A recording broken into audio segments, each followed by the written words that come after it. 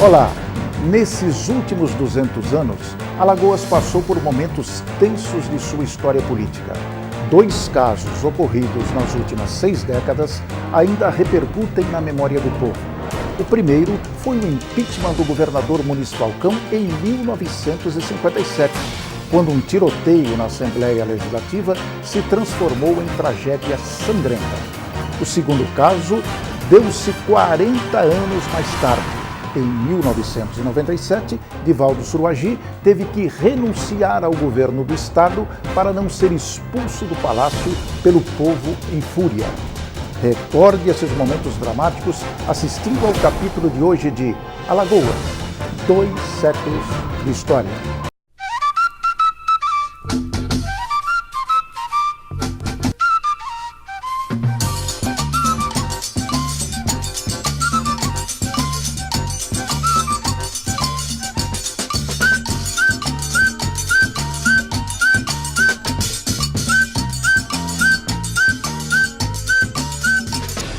Em 13 de setembro de 1957, o debate de ideias na Assembleia Legislativa de Alagoas foi substituído por tiros.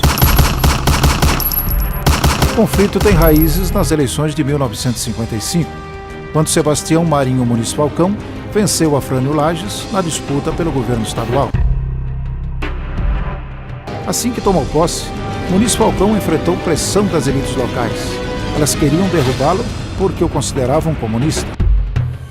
A conspiração aumentou quando o governador passou a cobrar mais impostos dos usineiros e dos empresários do fumo e do coco. Os recursos seriam aplicados na educação e na saúde. Foi a partir daí que os adversários partiram para a luta armada com dezenas de assassinatos políticos. Em fevereiro de 1957, o deputado Marques Silva, opositor do governo, é assassinado em Arapiraca. Muniz Falcão é acusado de mandante. Ele nega e manda investigar o caso. A oposição continua a agir e o deputado Oséias Cardoso entra com o primeiro pedido de impeachment da história do Brasil. E a votação do impeachment é marcada para 13 de setembro. O deputado Humberto Mendes, presidente da Assembleia, sogro e aliado do governador, avisa que a oposição só votaria a matéria sobre o cadáver dele. Parecia premonição. Pouco antes, corriam boatos segundo os quais Mendes havia encomendado 22 caixões funerários, nos quais a oposição deveria ser sepultada após o combate. O Maceió amanhece vazia. O comércio não abre, aulas são suspensas, tropas da PM ocupam a frente do prédio do Legislativo, o batalhão do Exército se aquartela na Delegacia Fiscal do Tesouro Federal e, pelas ruas, grupos armados das 2 facções caminham em direção ao parlamento. A cena estava composta. 22 deputados oposicionistas iriam enfrentar à bala 13 situacionistas dispostos a impedir a votação a qualquer preço. À tarde, os deputados começam a chegar. Muitos vestem capas de chuva, ocultando metralhadoras e muita munição. Segundo testemunhas, o deputado Luiz Gaia foi o primeiro a disparar, dando início à fuzilaria. O autor do tiro que matou Humberto Mendes teria sido o deputado Virgílio Barbosa. O saldo do fogo cruzado foi 1 morto e 8 feridos. O Instituto de Criminalística relatou que 92 tiros foram disparados no plenário e outros 50 atingiram o prédio da Assembleia a partir da Praça Pedro II. Nesta foto, o deputado Geraldo Sampaio abriga-se no plenário, tendo ao lado, de revólver em punho, o general e senador Juracy Magalhães, presidente nacional da UDN, que viera a Maceió especialmente para assistir à sessão de votação do impeachment. Mesmo gravemente ferido, o jornalista Márcio Moreira Alves enviou por telégrafo a matéria do conflito para o seu jornal O Correio da Manhã do Rio de Janeiro, ganhando o Prêmio ESSO de jornalismo daquele ano. Um dia depois, o presidente Juscelino Kubitschek decreta intervenção parcial em Alagoas e Muniz Falcão é afastado. Mas uma decisão judicial o reconduz ao poder e permite que ele encerre o mandato em 31 de janeiro de 61, conforme previa a Constituição.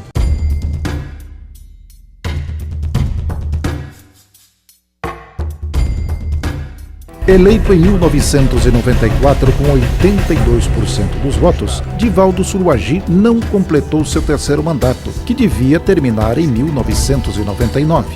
Mergulhado em profunda crise econômica e política, em novembro de 95, o Estado já devia 3 meses de salários aos servidores públicos. Em julho do ano seguinte, a oposição acusa o governador de pagar empreiteiras com 300 milhões de reais que deveriam ser usados para saldar precatórios. Em novembro de 1996, a Assembleia Legislativa constituiu uma CPI para apurar os casos. Mas no dia 20 de março de 97, de acordo com a imprensa local, Suruagi liberou 80 mil reais para cada deputado estadual a título de salários atrasados. Resultado, os parlamentares rejeitaram por 18 votos a 7 o relatório da CPI, que recomendava o impeachment do governador. Em maio, a crise se agravou ainda mais quando o governo federal negou qualquer ajuda financeira a Alagoas, alegando que o governo estadual deveria cobrar impostos dos usineiros, que através de um acordo assinado em 1988, durante o governo de Fernando Collor, deixaram de pagar ICMS, estrangulando a economia alagoana. Diante do quadro caótico, onde funcionários públicos chegaram até o suicídio, um interventor federal assume em junho a Secretaria da Fazenda. Um mês depois, a Assembleia volta a apreciar 2 pedidos de impeachment contra Suruagi. Servidores públicos em greve saem às ruas exigindo o pagamento de 10 meses de salários atrasados. O dia 17 de julho amanhece em clima de guerra. Multidões caminham pelas ruas ameaçando invadir o Palácio do Governo e a Assembleia. Na véspera, uma bomba explode na porta do Tribunal de Justiça. Tropas do Exército cercam prédios públicos e policiam a cidade. No momento em que os deputados apreciavam um dos pedidos de impeachment, sindicalistas e policiais civis e militares armados derrubam as grades da Assembleia, peitando soldados do Exército que, mesmo atirando para cima, não conseguem conter a multidão enfurecida.